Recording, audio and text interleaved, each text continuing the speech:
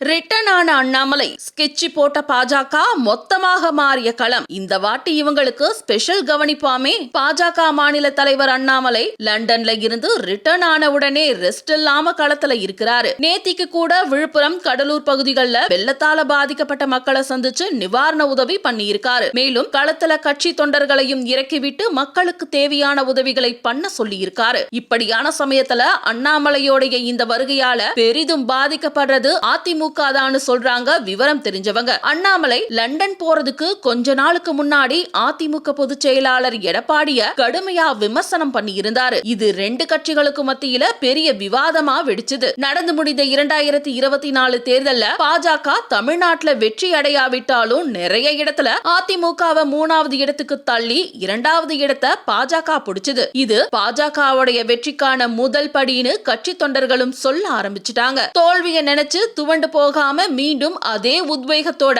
அண்ணாமலை வேலை செய்ய ஆரம்பிச்சது பாஜக தொண்டர்களுக்கு மேலும் பலம் சேர்க்கும் விதமா இருந்தது. 2026 தேர்தலை மனசுல வச்சு பாஜக தன்னுடைய வேலையா ஆரம்பிச்சிருக்கிறதா செய்திகள் வருது. ஆனா இந்த வாட்டி டெல்டா ஏரியாவை கவர் பண்ண இப்போவே வியூகங்கள் வகுக்க ஆரம்பிச்சிருக்காங்க. ஆரம்ப காலத்துல திமுக அதிமுகவுடைய கோட்டையா இருந்த டெல்டா மாவட்டம் இப்ப ஃபுல்லா திமுக கண்ட்ரோலுக்கு வந்துட்டு அதிமுக தரப்புல இதை மீண்டும் முறியடிக்க பல திட்டங்கள் போடுவதா சொல்லப்பட்டு வந்தாலும் எப்படி இருந்தாலும் டெல்டா ஏரியால நாம தான் ஜெயிப்போன்னு திமுக அந்த ஏரியா பக்கம் பெருசா அக்கறை காட்டாததுனால அடிப்படை தேவைகளும் அங்க பாதிக்கப்பட்டு இருக்கிறதா அங்க இருக்கிற மக்கள் அந்தந்த தொகுதி எம்எல்ஏ கிட்ட சொல்ல ஆரம்பிச்சிட்டதா ஒரு தகவல் வந்திருக்கு. இத சாதகமா பயன்படுத்தி பாஜக டெல்டா ஏரியால தன்னுடைய ஆதிக்கத்தை அதிகமா செலுத்த முடிவு பண்ணி இருக்கிறதா ஒரு நியூஸ் வந்திருக்கு. டெல்டா ஏரியால பாஜக தன்னுடைய பலத்தை நிரூபிக்க அதிமுகவுடைய வாக்குகளை முந்த வேண்டி இருக்கும். அப்படி முந்திர பட்சத்துல அது திமுகவுக்கு பெரிய சவாலா அமையும். ஒருவேளை பாஜக டெல்டா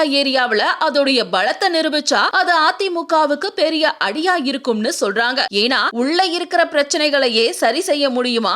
ஏன்னா கட்சிக்குள் நீடிக்கும் சண்டைகள்னால உள்ள இருக்கிற பிரச்சனைகளையே சரி செய்ய முடியாம எடப்பாடி திண்டாடி வராருனும் இந்த நேரத்துல தேர்தல் பணிகளும் அதிமுக தரப்புல எப்படி இருக்கும்னு சொல்ல முடியாதுனோ இந்த வாய்ப்பை பயன்படுத்தி அதிமுகவை பின்னுக்கு தள்ளிவிட்டு பாஜக டெல்டா ஏரியாவுல முந்தோனும் சொல்றாங்க விவரம் அறிஞ்சவங்க.